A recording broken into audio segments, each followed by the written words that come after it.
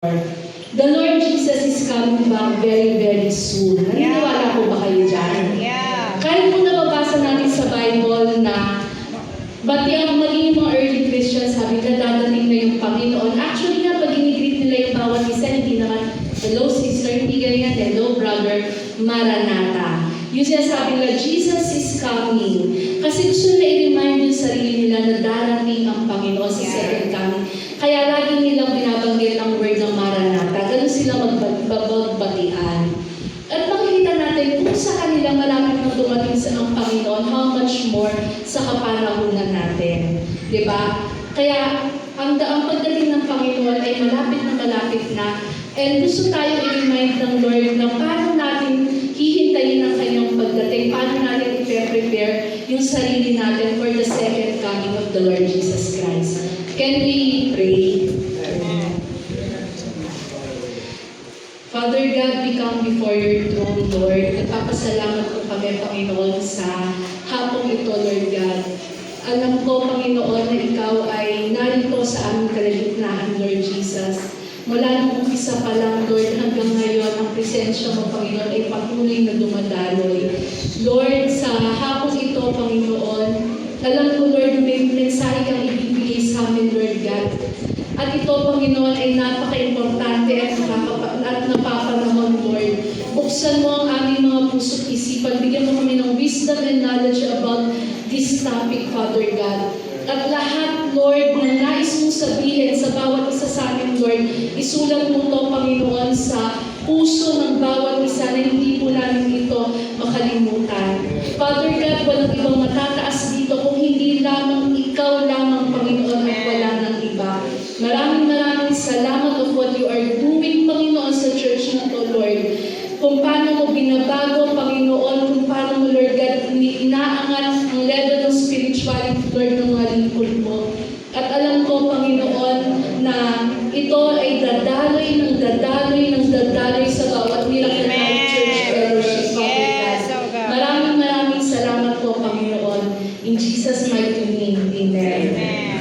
So, kasi ang hirap umpisahan ito, pero iimpisahan ko itong topic natin sa medyo foundational.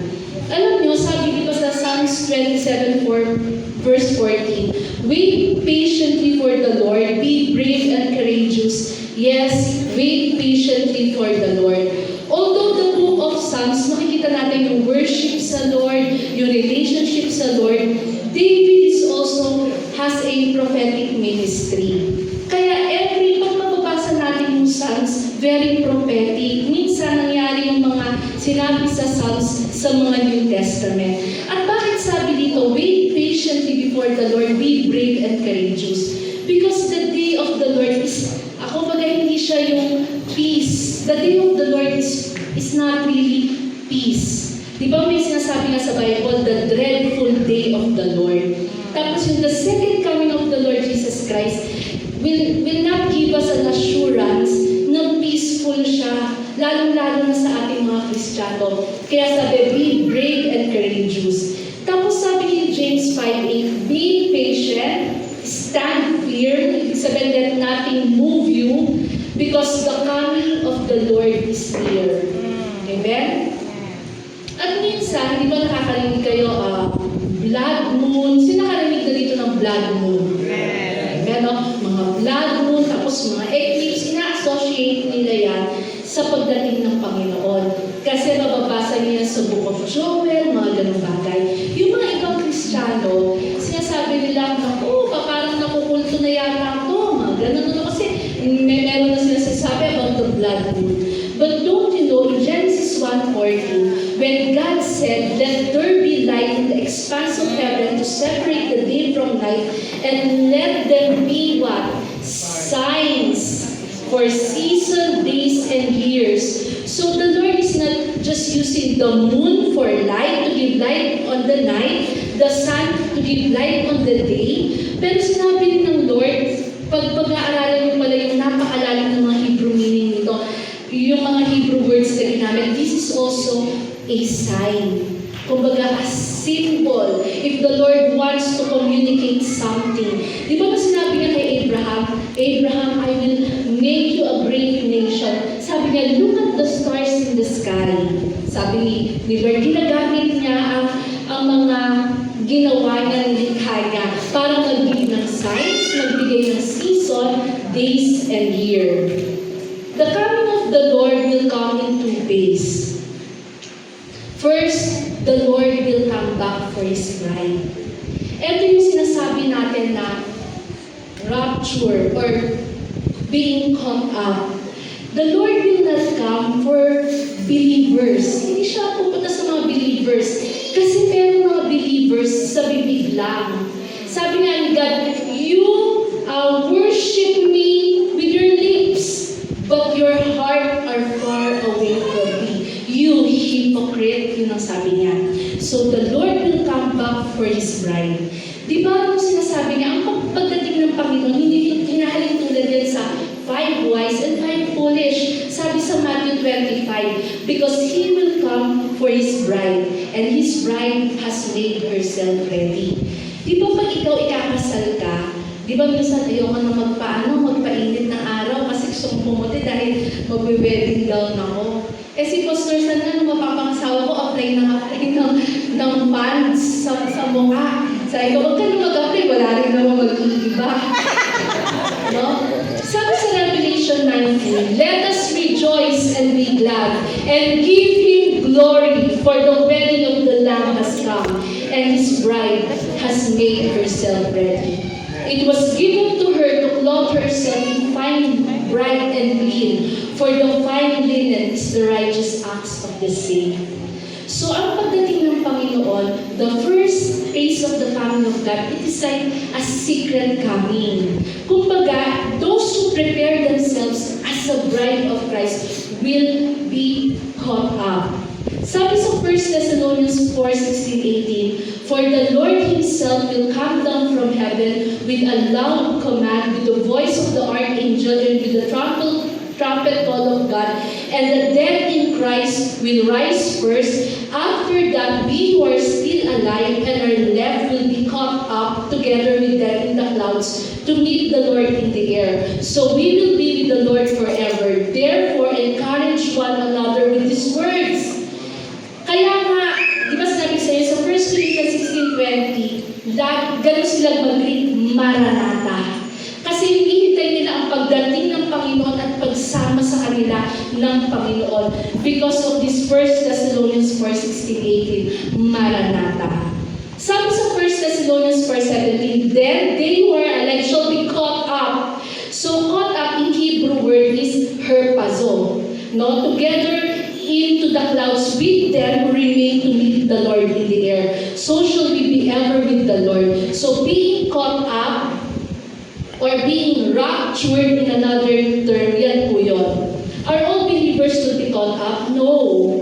Why? Because sabi sa Matthew 7:21, not everyone who calls out to me, Lord, Lord, will enter the kingdom of heaven. Only those who actually do the will of my Father in heaven will enter. Yan ang sabi sa Matthew 7:21.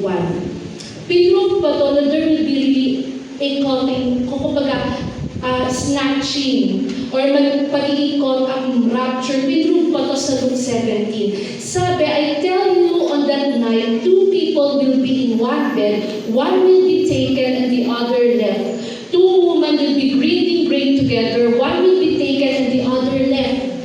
So, ibig sabihin, bakit may maiiwan? Diba? Bakit sa 5 foolish, 5 wise, hindi pa nakikita doon 50-50? Because that will be the condition of the believer in these last days.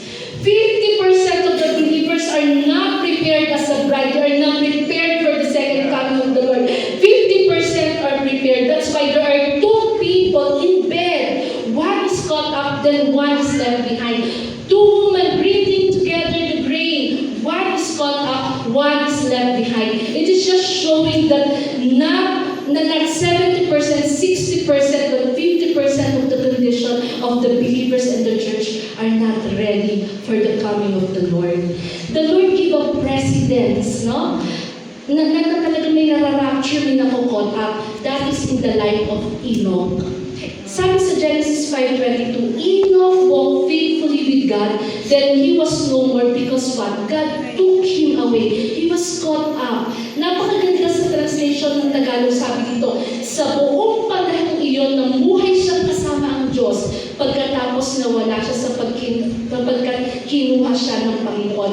God said, I am the God who declared the end from the beginning. Everything I do in the beginning, it will declare the end. And look at what happened to Enoch because he walked faithfully with God. He was caught up. At yan ang gagawin ng Panginoon sa mga hinanda, sa mga taong handa. Sa kanyang pagdating, tayo ay makukaught up. Mararapture tayo together with Him.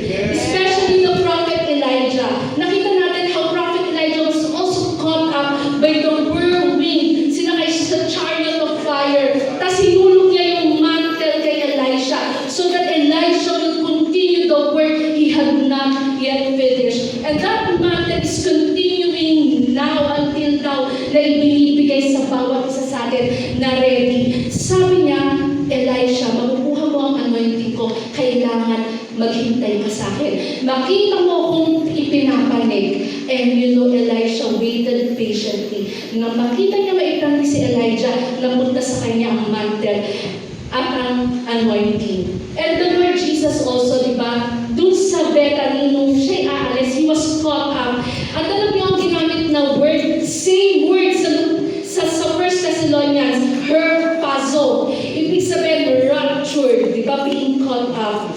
The two witnesses in Revelation 11-12, meron two witnesses na mag-rise up in these last days. They will be the one to minister on the people of Israel. They will have the power sa Revelation, the power of Elijah and Moses. At alam niyo ba, pag sila'y nawala na, kumbaga mamamatay sila, mabubuhay sila muli, at sila'y makukotak at makikita to ng kanilang mga kaaway. Sabi sa Revelation 11:12. So there is really a rapture that will come. Na dapat natin paghandaan po ito. Huwag natin isipin ako, pag dumating yung Antichrist, wala na ako, mararapture ako. Alam niyo ba, ang problema kasi, pag tayo pre-trib, post-trib, pre-trib, mid-trib, post-trib, iniisip natin, pag yung Antichrist dumating, wala na ako, or pag sa dulo ng Antichrist, makukot up ako. Dapat everyday paghandaan natin to. Kasi pag namatay ka, hindi ka pa dumadating when you die, na hindi pa dumadating ang birth, sabi sa 1 Thessalonians, pag tayo ng rapture, gigisingin ka din. At ito pa nga yung napapaling kasama ng mga buhay. Kaya nga i-prepare natin yung sarili natin that until we die, we are starting fear na sa Lord tayo. Kaya sabi sa Ecclesiastes 9:8, let your clothes be white all the time, and never let oil be lacking in your hair. Amen? This white clothes is the Revelation 19. The bride has made herself ready. He was clothed with fine linen, bright and clean, and the oil is the oil that the wise foolish virgin has prepared themselves extra oil. This is the presence of the Holy Spirit in our lives. The clothes is our righteousness, our right standing before the Lord. Amen? Alam niyo, nung dadala, di ba, blood mo so, blood mo na, ganun, nakatulog ako. Tapos sa pagtulog ko, nagising daw ako, late na ako, nagsuot ako ng pang-nursing uniform ko. Yung nursing uniform ko is white daw ang sinuot ko na nursing uniform ko. Tapos na gano'n, sabi ko, pagpunta ko dun daw, nagmamadali daw ako, pagpasok ko sa school, late ako. Sabi, ay, di pala ako late. Sabi, Nash, hindi mo naman duty ngayon eh. Ay, sayang naman. Kaya ako nagsuot pa ako ng white uniform. Tapos may narinig ako na bote, sabi niya, I want you to always wear white. Tapos magsasalita pa sana, marami pa sana akong maririnig. Ginising ako, yung kapatid ni San, nakahanap siya tuloy, nagising ako. So hindi ko na narinig ko ano yun. The second phase of the Lord coming is He will come as a judge. No? Before He comes as a lamb, no? A sacrificial lamb. But when He comes back, He will come as a judge to execute judgment. In Jude 14:15, Enoch the seventh from Adam prophesied about them. See, the Lord is coming with thousands upon thousands of His holy ones to judge everyone and to convict them all of the ungodly acts they have committed in their ungodliness, and of all the defiant, ungodly sinners have spoken against Him. I saw heaven standing open, and there before me, sabi ni Prophet John, was a white horse whose rider is called Faithful and True.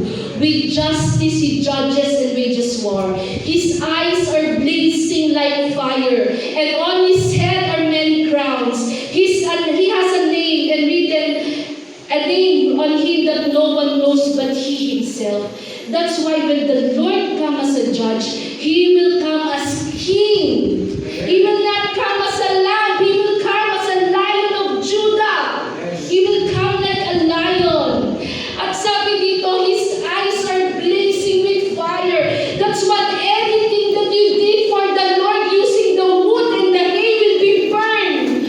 Only things done with the Lord, for the Lord, na good ang intention mo, yun lang ang mananatili. Kasi when the Lord comes, everything that can be shaken will be shaken. Everything that can be burned will be burned. Yan po ang mangyayari. Sabi sa Revelation 19:11-14, He is dressed in a robe deep in blood. Huwag natin isipin ito, nung napako siya sa cross, tumulo ang dugo niya. Ang sinasabi nitong deep in blood, these are the blood of the people that had died. That was the product of war. Because of the blood, because of the bloodshed, because Jesus Christ and His holy ones, sabi dito, sa ibang translation, with His angels army, hindi holy ones, with His angel armies, He come to judge and wage war among the nations. Alam niyo ba, there are different kinds of angels, di ba alam natin, and some angels are there to execute judgment upon the earth. The armies of heaven were following Him, riding on white horses and dressed in fine linen, white and clean, meaning they will execute judgment, but in justice and in righteousness. Coming out of His mouth is a sharp sword, which to strike down the nation. He will rule them with an iron scepter. Ibang usapan naman to, kasi when He will rule, when He comes and judge and rule as an iron scepter, speak about the millennial reign, pero hindi po natin tatapik yun. He treads the winepress of the fury of God Almighty. Sabi nga, pag titignan niyo yung mga images niya, yung great wine, pinipiga, ibig sabihin there will be great bloodshed though at the coming of the Lord. Again, verse 19, the kings of the earth will wage war against the rider of the horse. The beast and the false prophet was captured and thrown down into the fire. The rest were killed with the sword that comes out from the rider of the horse. The signs of the coming of the Lord was mentioned in Matthew 24:4. Most Bible commentaries and even legit man of God, lagi nila sinasabi, the summarization of the book of Revelation will be found in Matthew 24. Before the coming of the Lord, great deception will come upon the earth. You will hear wars, rumors of wars, but see to it that you are not alarmed. There will be famine, earthquake in various places. All these are the beginning of birth pains. There will be great persecution, and some will be put to death because of their faith.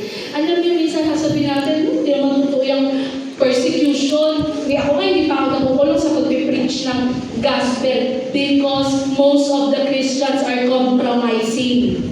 That's why we don't receive any persecution. Pero subukan mo sabihin mo sa LGBT or sa isang homosexual, mali ang ginagawa mo kung hindi ma-persecute ka. Alam mo ba ngayon, there will be increase in wickedness. The love of many will grow cold. Dati, pag ikaw ay paminta, or sabihin, kaya example lang, bading ka, di ba? Magtatago ka sa closet. Paglabas mo, kamusta? Pero pag ando ka na sa mga kaibigan mo, sobra kapakita mo na kung sino ka. Tinatago mo pa yun. Pero ngayon, proud na proud ka. I am the member of the LGBT group. Our symbol is the rainbow. Yan. Pero kinukuha lang nila lahat. They are counterfeiting what the Lord has. Diba? Yung promise na kinukuha nila yun. And many will grow cold. But those who stand firm till the end will be saved. And this gospel of the kingdom shall be preached in all the world for a witness unto all nations, and then the end will come. Huwag niyo lang isipin ang gospel of the kingdom. Jesus was born, Jesus was crucified, Jesus died, and Jesus resurrected. That is the gospel of the Lord Jesus Christ. The gospel of the kingdom is there is a king who will come again and rule with righteousness. The gospel of the kingdom, there will be no sickness. No? There will be no famine. There will be no calamities. That is the kingdom of God. The kingdom of God that should be preached is the unshakable kingdom that the King Nebuchadnezzar had dreamed. Una, maliit lang na bato hanggang lumaki, hanggang nasira ang lahat ng kingdom at yun lang ang nakatayo. Yun ang dapat natin i-preach. The kingdom of God is about power. Nakita niyo ba si Jesus? Bakit maraming naniwala sa kanya? Hindi naman niya sinabi, ako mamamatay ako, mabubuhay ako, magre-resurrect ako. Ano? Pinakita niya ang kingdom ni God. Lahat ng bulag nakakita. Yung mga bingi nakarinig. Yung mga nakalakad nakalakad. Because that is the kingdom of God. Amen? When I was working as a nurse in Saudi Arabia, the king provided everything for us. Every week we would just get one whole chicken, beef, hot dog, what do you call this? Fruits, and minsan na kumakain ng fruits. Yung mga grapes, yung mga orange, tinatapo ko na talaga kasi sobrang dami na every week, bibigyan ako marami. Hindi ako makain masyado ng fruit kasi mahal yun sa Luzon. Kaya hindi ako makabili. Kaya hindi ako nasanay kumain.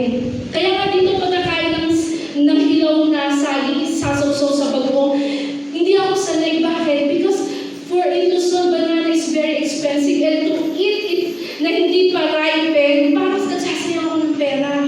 Kaya gusto ko pag kinain ko yun, matamis, parang ganon. Alam niyo, the gospel of the kingdom is the gospel of power. Amen? The gospel of power. In James 5:7-8, therefore be patient, brethren, until the coming of the Lord. See how the farmer waits for the precious fruit of the earth, waiting patiently for it until it receives the early and the latter rain. You also be patient. Establish your heart, for the coming of the Lord is at hand.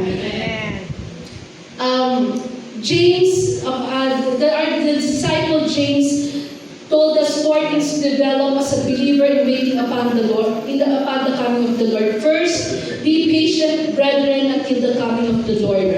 Be patient means it is able to accept, tolerate delays. Yun nga yung sinasabi ni Pastor Fernando, problems or suffering without being annoyed or anxious. In 2 Peter 3 verse 4, Tagalog kasi itong kasi ang ganda eh. Sabi dito, una sa lahat, dapat ninyong maunawaan na mga sa huling araw ay darating ang manlilimba at susundin ang masasama nilang nasa. Sasabihin nila, hindi ba nangako si Kristo na babalik siya?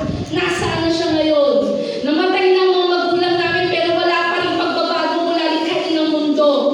Sabi sa 2 Peter 3:9-10, hindi nagpapabaya ang Panginoon sa pagtupad ng pangako niya, gaya ng inaakala ng ilan. Ang totoo, binibigyan lang niya ng pagkakataong magsisi ang lahat sa mga kasalanan nila dahil ayaw niya mapahaba ang sino man. Ang araw ng Panginoon ay darating na tulad ng magnanakaw. Sa araw na yun, biglang mawawala ang kalangitan na may nakakapangilabot na ugong, masusunog at lupa, mawawala ang lahat ng nasa lupa. Sabi ni Pedro, kung ganito, ang kakahinatnan ng lahat, dapat kayong mamuhay ng ano? Banal. Dapat kayong mamuhay ng ano? Mga Diyos. Kasi sa pagdating ng Panginoon, susunugin niya lahat, tutunawin niya lahat. Kaya nakakaawa ang church ko o tayo. Kung nakafocus lang talaga tayo sa mga materials, sabi ni Peter, kung ganito ang kakahinatnan ng lahat, anong klase dapat pamumuhay na meron tayo mga kapatid? Kaya nga mga minamahal, habang inaasahan niyo ang bagay na to, pag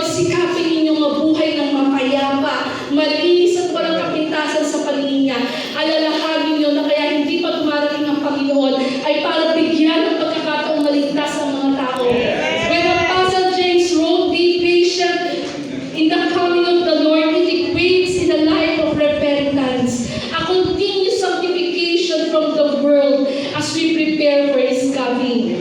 Alam niyo ba si Moses, lalapitan lang niya ang burning bush na nagsisimbolize ng presence ng Lord. Sabi sa kanya ng may boses siyang narinig, take off your sandals, for where you are standing is holy ground. Take off your sandals. Since Moses is a shepherd, his sandals often step on the manure, tae ng mga sheep. Natatapakan niya ang ihi ng mga sheep. Kaya harap siya sa Diyos, sa presensya ng Diyos. Sabi ng Diyos, tanggalin mo ang shoes mo because you are standing in a holy ground. The shoes represent filth, karumihan. The shoes represent old self, maling mga gawain ng laman. You cannot come into the presence of God wearing shoes, wearing your old self, wearing filthiness, mga kapatid. So we must take it off, for we are standing in the holy ground. You know, Queen Esther's preparation in meeting the king.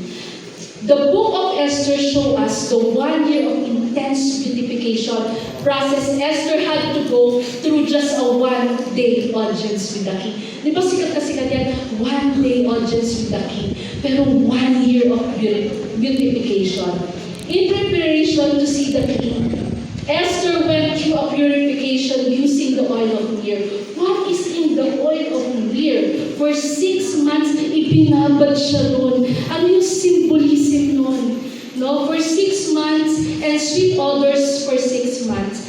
Alam niyo ba, yung myrrh kasi, nagtatanggal yan, nagre-rejuvenate yan. Kaya 6 months siyang binabad doon. Para nung rejuvenate na yung skin niya, nung ibinabad naman siya sa bababang mga odors, ang bango-bango niya. Kaya sabi ng mga ibang commentaries, kahit ang pawis ni Esther, amoy pabango. Sobrang bango niya. Ganon pinrepare ang mga dalagang babae na pipiliin ni King Ahasuerus na mapapangasawa niya. Isipin mo, for 1-day audience with a human king, they have 1 year of preparation, of beautification process. How much more we will meet the King of Kings and the Lord of Lords. That's why alam tayo kakaganda o mag-rejuvenate. Sa Matthew 2:11, nakita natin when the wise men bring gift to the Lord Jesus Christ, they presented Him gifts of gold, frankincense, and myrrh. We all know the prophetic significance of this. Gold is for kingship, frankincense he will be a high priest for each and every one of us. Because yung frankincense, when burned, will produce white smoke. Ibig sabihin, prayer of a righteous man. Ang myrrh kasi, at nagre-represent ng death and bitter suffering that the Lord Jesus will endure on the cross. Alam niyo ba yung myrrh, sa Hebrew ang tawag dyan, war, no? Aromatic resin from a thorny tree which produces a red gum called tears. So this burns slowly. Ang symbolize nito is bitter suffering and crucifying the flesh. So si Esther, for 6 months binabad siya sa myrrh.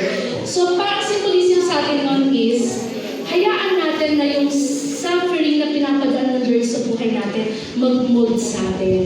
Tanggalin yung mga hindi magandang bagay sa atin. Yung crucifying the flesh, alam mo to, it is dying daily. It is a process of dying daily. Hindi ito biglaan. Katulad ikaw, naninigarilyo ka, hindi mo basta-basta biglaan matatanggal yan. Kahit nagsisimba ka pa, kahit siguro pinag-praise and worship ka dito, hindi yan biglaan. Pero sometimes, by the grace of God, katulad ng patutuo ni brother, natanggal sa kanya instantly. Pero it means crucifying the flesh. No? Everyday process learned through obedience. If myrrh symbolizes suffering, how can it use to beautify our soul in the last days?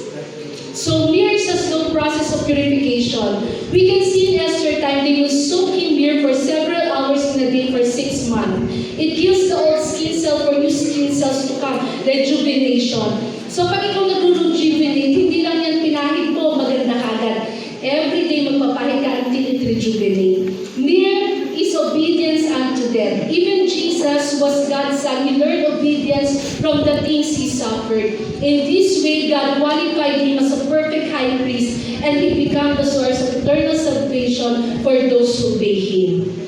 Psalms 119:71, it is good that I suffered, so I will learn God's commandments. Why do we need to be corrected in suffering? Because not all people can be corrected and learn obedience in a correct way, 99%. But when we go through suffering in life, we learn obedience.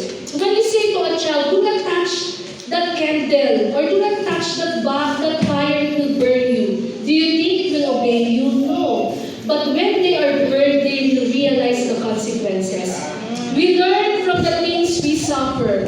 So instead of saying, Lord, remove all this, we must embrace them with joy because it is a process of purification. Amen. That is why He is molding us, and in this process there is pain, there is shaking, there is reshaping, periods of delay, but not denial. Patience is necessary until we are molded to perfection.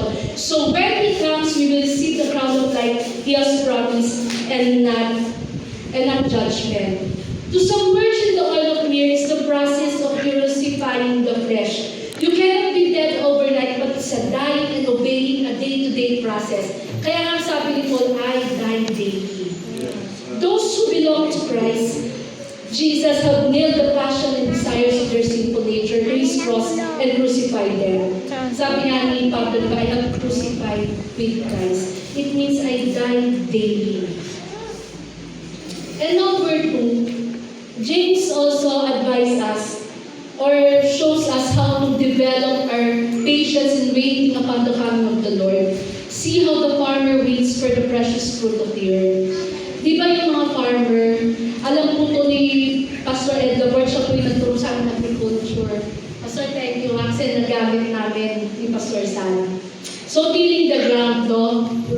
Una, pinaprepare yung ground.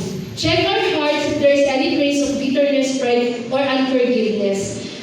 Nakalimutan ko nilagyan ng an. And since the hinder our spiritual growth, then get rid of it. No? Sa pagdating ng Panginoon, i-check natin yung buhay natin. Gaya ng farmer, pinaprepare niya mag-produce ng fruit. Seeding. Seed our hearts with the Word of God day and night. Then no strong wind from any demonic principalities can destroy us. For we are founded on the rock, and that is the Word of God, the Lord Jesus Christ. Because Matthew 24 said, the spirit that will be greatly working in the last days is the spirit of deception. Fertilizing the crops, continuously obeying, living, believing, and trusting the Word of God in our life will make our faith strong and established, not malnourished. Watering the crops, we continuously seeking and inviting the presence and the power of the Holy Spirit in our lives to guide us, to mold us in the likeness of the Lord Jesus Christ. Removing the weeds. You are living a life of consecration. Ito yung pagtatanggal ng mga damo. You are living a life of consecration. You are not allowing your life to be contaminated of the influence of this world. Checking the daily field. The farmer daily assess his field. So it is our daily assessment of our lives.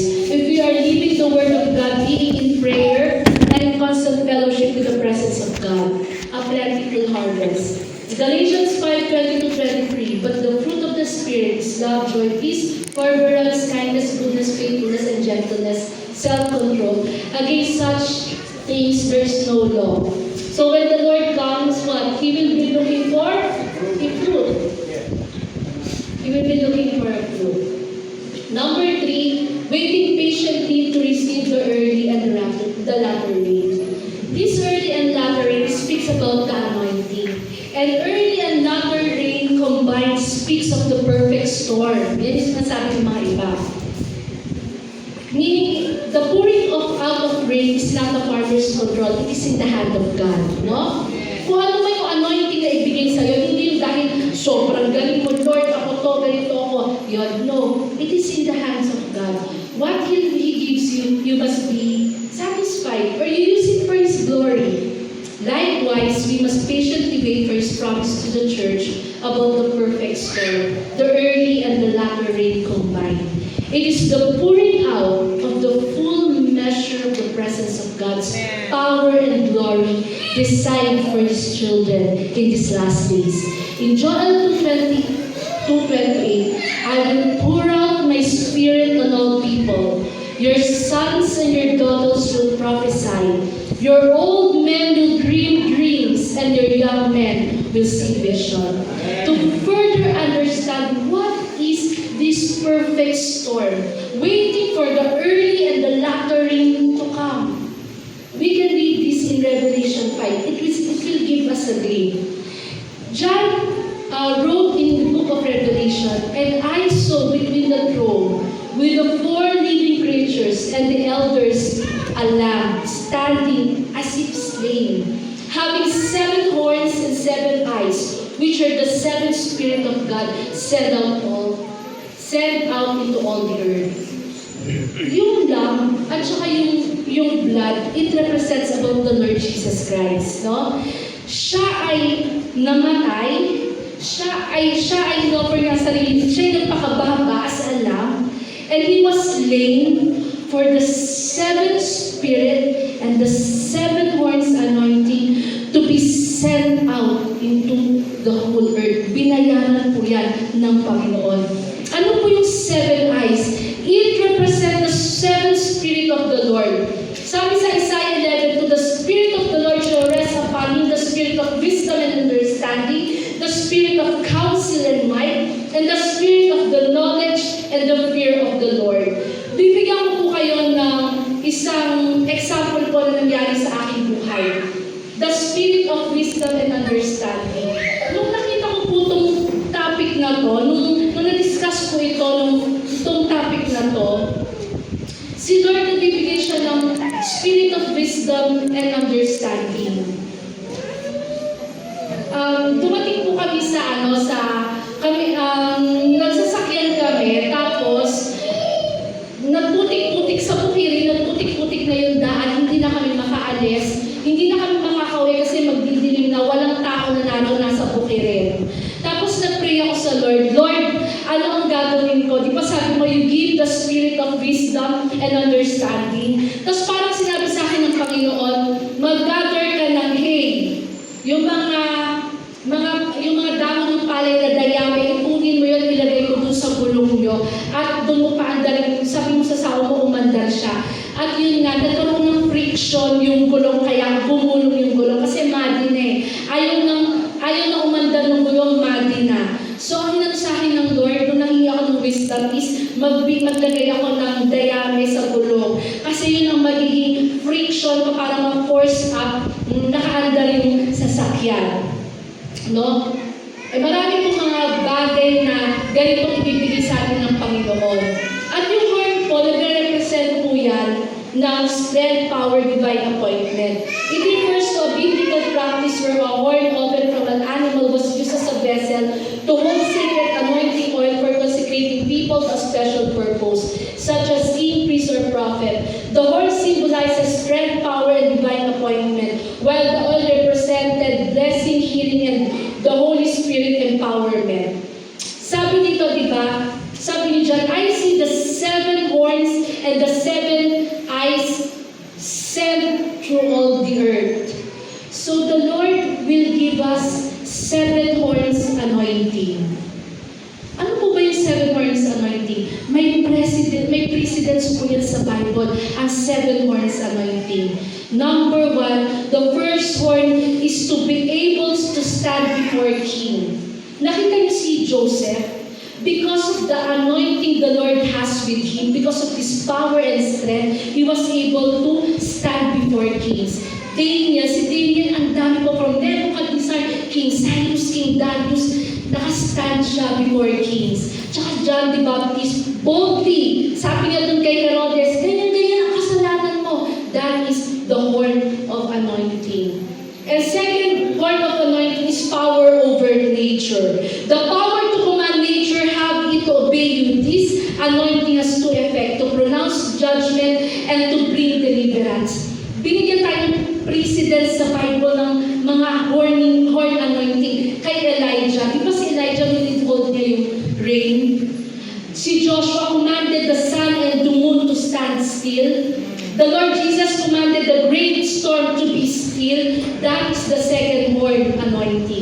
That is the power over nature.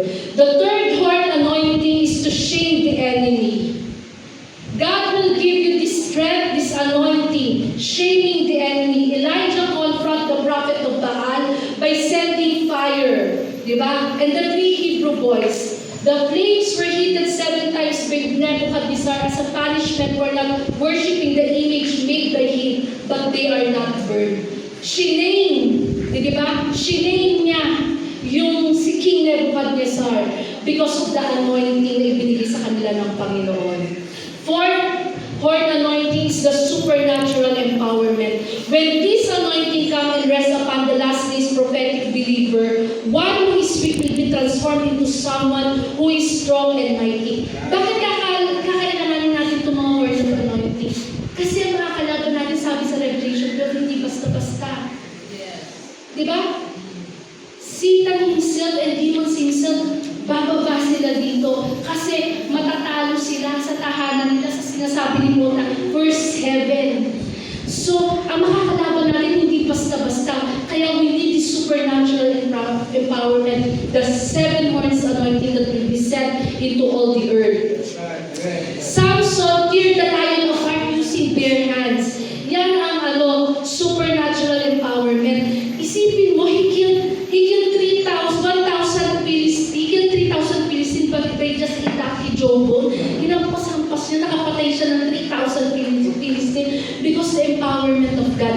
David and Goliath. Nakita niyo naman, di ba? Paano napatay ni David si Goliath? Hindi dahil sa galing niyang maasintado.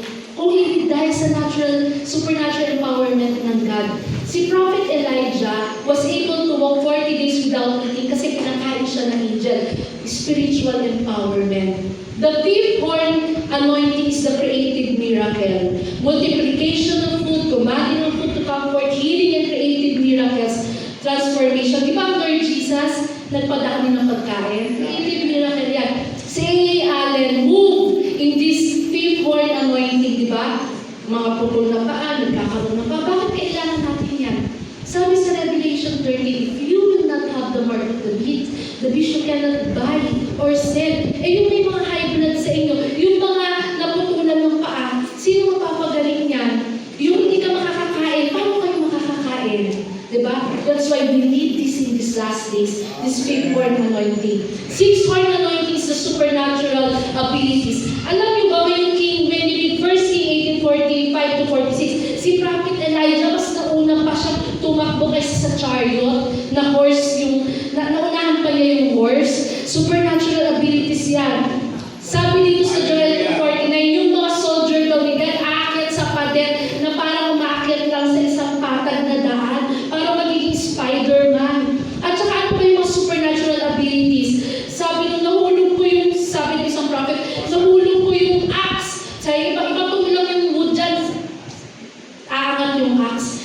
Alam niyo ba, pag pinag-usapan natin yan yung mga supernatural abilities, kulto ka. Kulto ka kasi ganyan na pinapaniwalaan mo. That's why Satan, robbed it from us. No? That's why yung mga kabataan ngayon, they go for New Age movement. Why? Because in New Age movement, there is power. But in Christianity, there is no power. Kasi sinaran natin yung pintuan natin. But it will be available to every one of us. The seventh one ay yung anointing. Ewan ko kung okay sa inyo to. Siguro yung iba sa inyo to, heard o kaya Istanbul, teletransportation and translation. No? Pero may precedence dyan. Acts 8:26-40. Now, an angel of the Lord said to Philip, rise and go toward the south of the road that goes down from Jerusalem to Gaza. Totoo ang Bible, no? May Gaza pa rin ang tutkaron. This is a desert place. And he rose and went there. There was an Ethiopian eunuch, a court official of Candace, queen of the Ethiopian, who was in charge of all her treasure. He had come to worship to Jerusalem. Yung eunuch, mag-worship siya sa Jerusalem. No? Kasi yung eunuch na to, nagtatrabaho sa queen. So, kapunto, castrated to. Pero si Daniel, eunuch din si Daniel ni Nebuchadnezzar. Kaya lang si Daniel, hindi siya nagtatrabaho sa mga queen. So, hindi siya kinastrate. Yung mga eunuch na namamahal tinatanggalan ng itlog. No? And he was returning, seated in his chariot, and was reading the prophet Isaiah. And the Spirit said to Philip, "Go and join his chariot." Alam mo na itong kwentong to. So Philip ran to him and heard him reading Isaiah the prophet and asked, "Do you understand what you are reading?" And he said, "How can I understand unless someone guides me?" And he invited Philip to come and sit with him. Tapos in-explain ni Philip ano yung sinasabi nung binabasa niya. The scripture that Enoch is reading is from the book of Isaiah that shows how the Lord Jesus Christ will die like a lamb to be slaughtered as a sacrifice for our sin. And the Enoch said to Philip, "About whom, I ask you, does the prophet says this, about himself or about someone else?" Then Philip opened his mouth and beginning with this scripture, he told him the good news about Jesus. Sabi niya, yung binabasa mo Isaiah, it's about Jesus. He will be the sacrificial lamb. He will pay for our sins. You believe in him and be baptized. Sabi sa kanya ni Philip. And as they were going along the road, they come to some water and the Enoch said, "See, here is the water. What prevents me from being baptized?" And he commanded the chariot to stop, and they both went into the water, Philip and the Enoch, and he baptized him. Ito na yung translation. Ito na yung teletransportation. Naninakaw ng kaaway sa atin through astral traveling. Di ba yung mga iba nag-astral travel?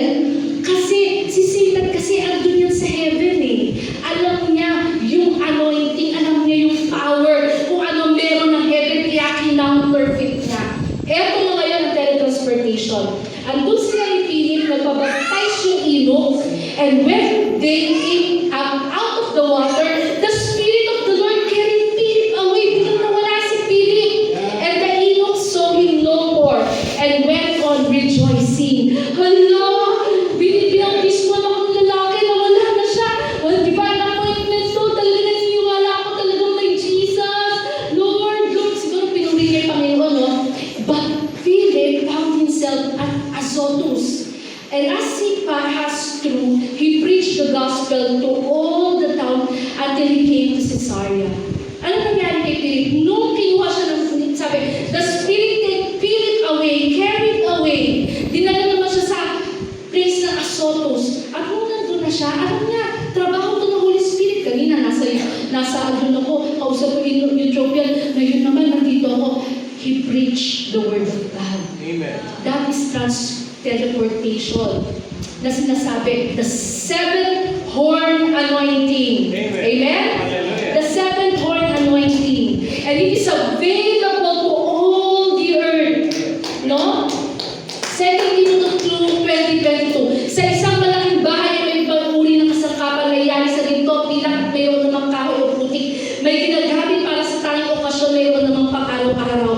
Ang sino mang lumalayo sa kasamaan ay katulad na sisidang natatanging malinis, karapat-dapat gamitin ng may-ari para sa lahat na mabubuting gawain. The seventh word anointing is for us who purify ourselves, who make ourselves ready for the glory of God to be poured out on us so that we can be used mightily in these last days. Amen?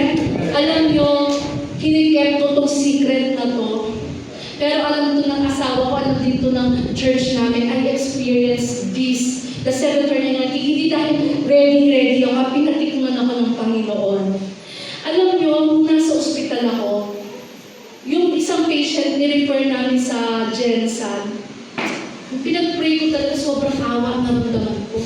At pagpanik ko, pagod ako sa referral. Ewan ko, intubated ba yun? Or ano, bakit ako sobrang pagod? Kasi ikaw magpupombe eh. Nasa ambulance, tumatakbo ikaw magpupombe. Ano, edad ko na, di ba? Eh, wala akong magawa eh. So, pag uwi ko, pagbalik ko na ER, pumunta ako sa OPD. Nagtago ako doon, madilim, wala namang pasyente, matulog ako sa magtalag nila. Habang natutulog ako, nagulat ako, para electricity mo sa, shhh! Talagang yun ang talaga naramdaman ko. Tapos napunta ako doon sa isang lugar. Sa isang lugar, nakakita ako sa ospital din siya, mga kapatid. Nakakita ko ng tao, apat. Talagang naramdaman ko talaga dito ko. Pero kakaiba kasi naramdaman ko yung apat na yun, meron ka alam ko sa isip ko na yung apat na yun, may kamag-anak sa ospital na dying. At yung isang tao na very, very affected. At ang leading sa akin ng Holy Spirit is to pray. So, ang ginawa ko, pinag-pray ko siya, Lord, gano'n. Habang pinag-pray ko siya, biglang natapos yung naramdaman mong tapos na, wala ka nang may pag-pray. Tapos na, gumanon ako, sabi ko, paano kaya ako babalik ng ospital? Naisip ko talaga, kasi narinig ko ito kay Philip, I was carried away, na ako talaga may teletransportation, may talagang pwede kang dalhin ni Lord para gumawa ng ministry. Paano kaya ako babalik ng ospital? Sabi ko, hindi ako matatakot, dinala ako dito, din ako ng Panginoon. And hindi ko na-ikwento ko ano yung nangyari. Secret ko talaga, nakabalik ako doon sa ospital. At alam mo, babalik ako talaga naman ko, yung paano talaga electricity na talaga parang ginawag ka talaga na hindi ka naman nasaktan. Nakabalik ako dito, sabi ko, Lord, pinatikin mo sa akin to. Alam niyo, sometimes you don't deserve these things. Pinapatikin sa iyo, Lord, para mag-desire mo. Tapos isik mo siya, paano ko magiging ganito? Paano pa ito, Lord? Gusto ko pa mag-ministry, Lord, ng galing ko, paano? At yun nga, make yourself ready. Sabi sa Romans 8:19, for the eagerly awaiting creation waits for the revealing of the sons and the daughters of God. Lastly, establish your heart, for the coming of the Lord is near. Establish your heart.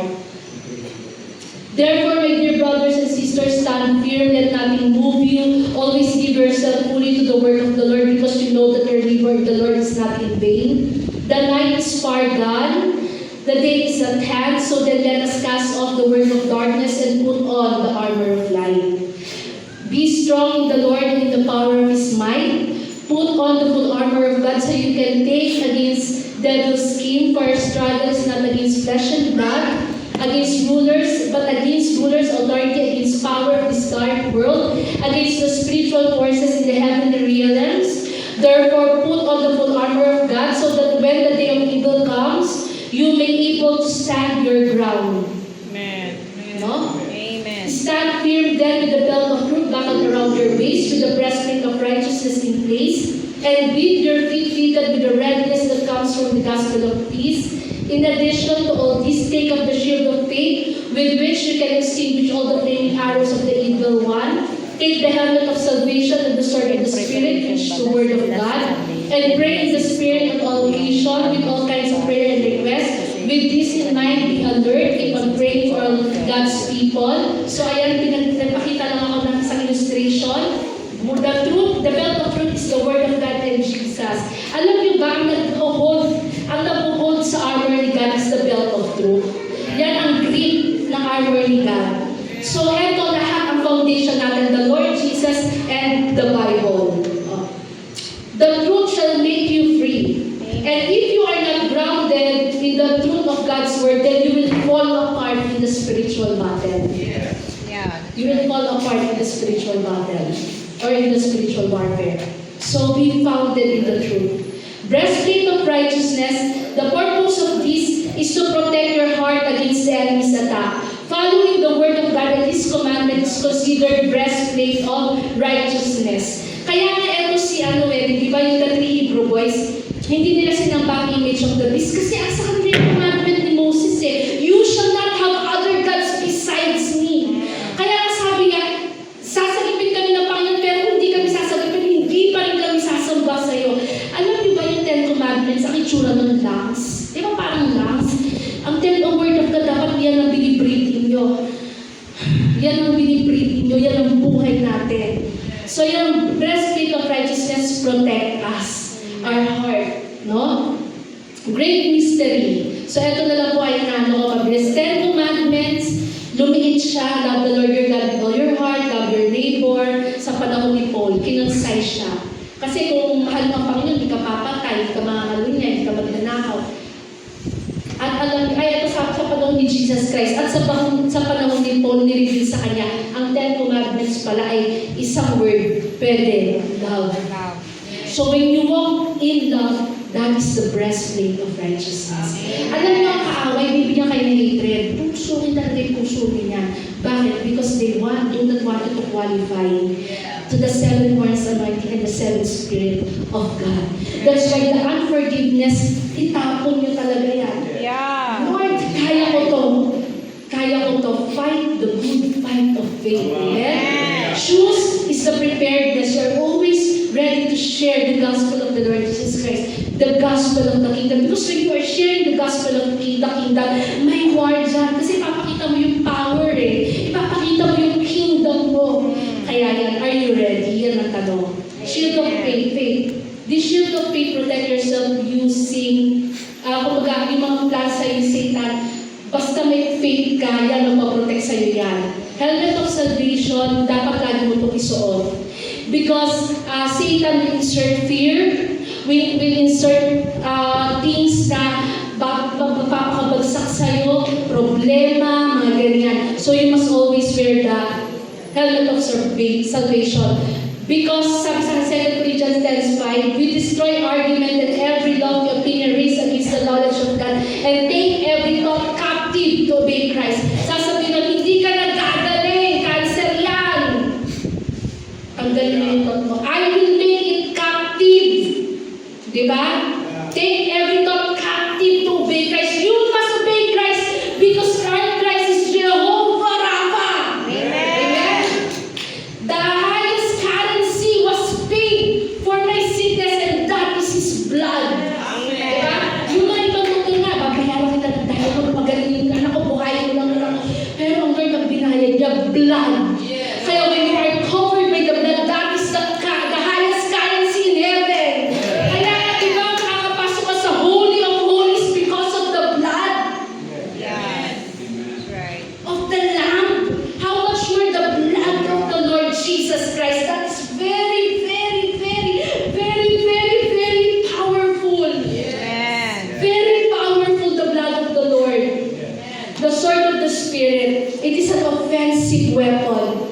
Satan ran away because Jesus won him by saying the Bible verse. Offense. No? Kasabihin sa'yo ng ganito ka, there's no condemnation for those who are in Christ Jesus. Ikaw, ako nga sabi sa akin ng kaaway, tanong ko kay Pastor Sal, 100 pinaglabanan ko, hindi na ako makasakay ng motor. Kayo nga, nag-layout kayo ng church. Sa, pinali ko yung paa mo. Alam mo kung anong kaya kong gawin sa'yo? Andun ba yung Diyos mo? Niligtas ka ba? Ganun sinasabi sa akin ni Satan. Pero sabi ko, inaano ko siya. Talagang tinitira ko talaga din siya ng word with God. Kasi hindi ko kaya pero kaya ng Panginoon. Amen? Amen. Alam niyo ba, pag ikaw pala ay full ng word of God, nagiging good discerner ka. Kahit lumapit sa'yo ang wolf dressed in sheep, makikita mo pa rin, wolf to. Bakit? Because when you leave the word of God, you become like a double-edged sword. Parang sword ka. Parang ito na yung word of God. So it penetrates even the dividing soul and spirit. You can see every intentions of the heart. Kaya pag nagsasalita pa lang sa'yo, alam mo na may something talaga. Amen.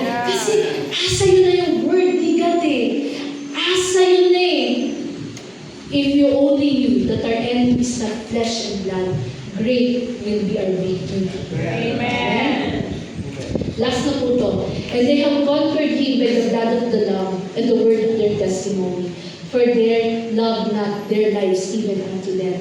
Alam niyo po, ang isang key, nasasabi ng kaaway, suko na ako sa iyo, is handa ka mamatay para sa Kanya. Kasi kung handa ka mamatay sa Kanya, ano pang gagawin niya sa iyo? Diba? Ang mga panakot niya sa iyo, ang pinaka-weapon naman niya, John 10:10 The enemy comes to steal, to kill, and to destroy. But if you are not afraid to die, what can the enemy do of you? Bahala ka na. Meron pa naman ako dito isa sa likod ng Panginoon na kaya kong sirahin. Kaya sasabihin, pero papayag ka ba yun? No. So mga kapatid, lahat ng nararanasan natin, all the trials, persecution that we are experiencing, if you put it in the altar of God, He will make everything beautiful in His time.